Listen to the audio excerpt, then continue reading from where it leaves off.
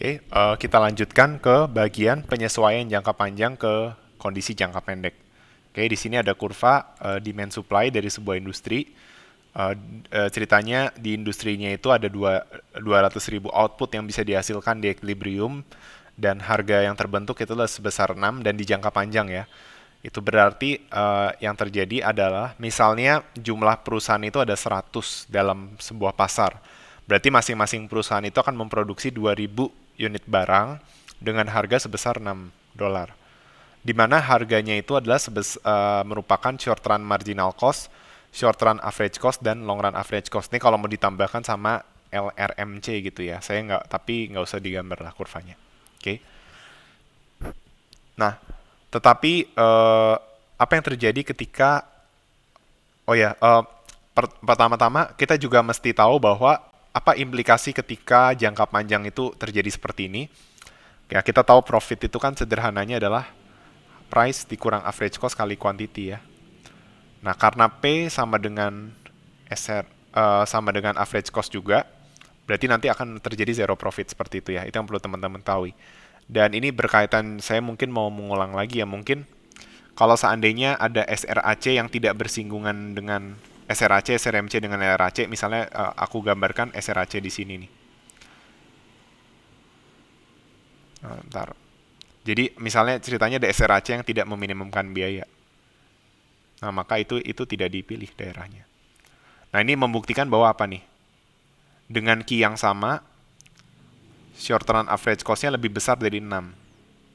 Taruhlah 9. Nah, artinya apa?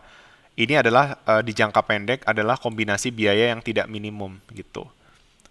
Makanya ini bukan di jangka panjang equilibriumnya tidak mengambil SRAC sini, tapi SRAC yang dipilih ada yang ini. Begitu pula juga kalau misalnya aku gambarkan kurva SRAC seperti ini di sebelah kanannya. Jadi ini penggunaan capitalnya, jadi ingat ya penggunaan capitalnya berbeda, di sini juga sama nih.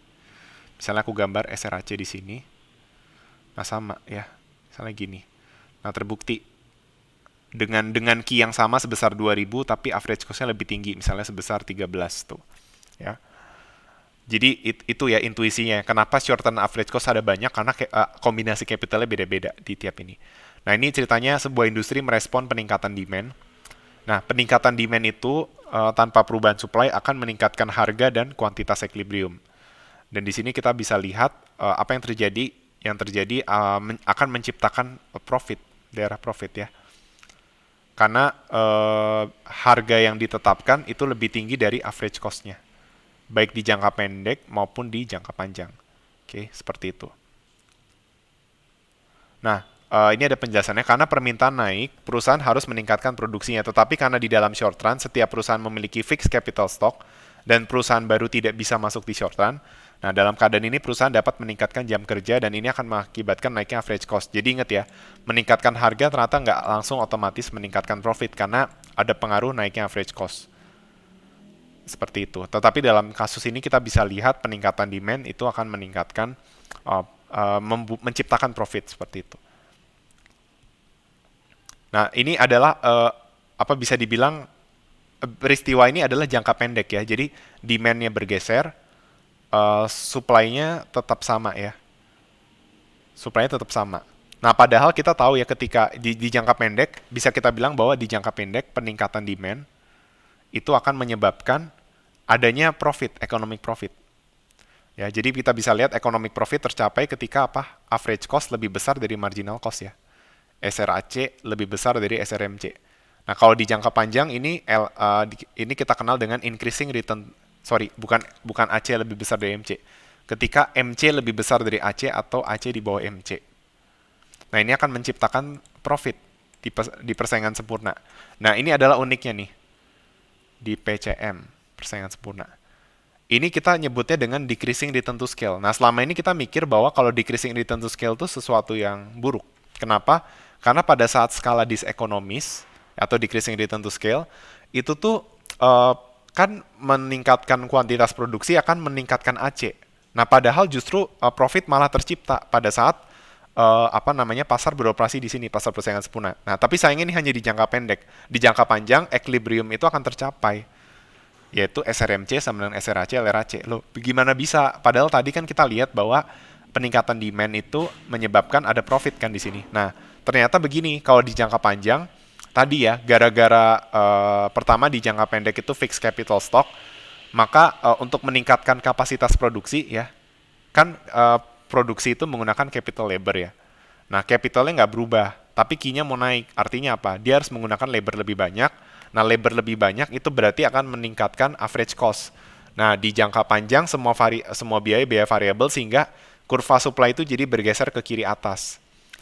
Menunjukkan adanya peningkatan biaya produksi sehingga tetap aja peningkatan demand itu nggak menyebabkan profit, tetap aja dia zero profit kondisinya di jangka panjang, ya. Seperti itu, teman-teman. Nah, tapi ini ya, berarti equilibrium itu tercapai ketika P sama dengan SRMC, sama dengan SRAC, sama dengan LRAC. Seperti itu, teman-teman. Nah, sekarang kita akan membahas tentang hubungan biaya dan produktivitas. Nah, ini ceritanya ada kasus di mana kita bisa lihat nih pertambahan, bisa kita lihat ini marginal cost-nya konstan 10 ya. Tapi ini kasusnya adalah dari labor 0 sampai 6, ini key yang dihasilkan, ini fixed cost-nya, ini variable cost-nya, nah total cost, fixed cost, nambah variable cost. Nah, di sini dicoba untuk diplot ya, ada dua kurva produksi dan kurva fungsi biaya. Nah, apa yang bisa kita lihat, ternyata kurva produksi itu akan terus meningkat ketika jumlah pekerja itu meningkat. Sedangkan kurva biaya itu juga akan meningkat ketika jumlah output yang diproduksi juga meningkat akibat peningkatan worker. Tapi yang membedakan adalah bentuk kurvanya ya. Bentuk kurvanya beda ya. Ini kan naik, terus nantinya kita kenal dengan apa? Kalau di jangka pendek dia mengalami diminishing marginal productivity. Ingat ya, ketika diminishing marginal productivity itu terjadi ketika di jangka pendek. Sedangkan ini dia naik dari level tertentu. Kenapa dari 30? Karena ini fixed cost-nya. Lalu dia akan increasing terus. Oke. Nah, ini kalau kita mau kaitkan antara marginal product dan marginal cost ya. Jadi, marginal product tuh naik sampai titik tertentu, lalu turun.